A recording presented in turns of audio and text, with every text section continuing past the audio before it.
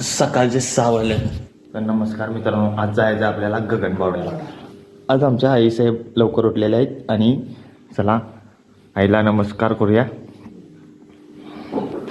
या पण आईला नमस्कार करूया. चला आईसाहेब चला येऊ काय.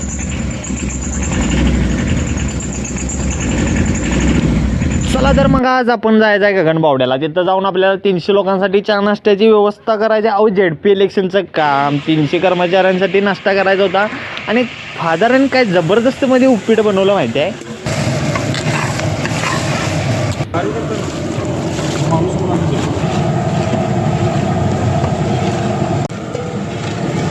काय जबरदस्त मध्ये फादरांनी उपीट केलं मध्ये एक नंबर. तर एवढी सगळी कर्मचारी आलतीत बघा. मस्त मी टेबल लावला, त्याच्या उपीट टेबलावर सर्व्हिस द्यायला चालू केली.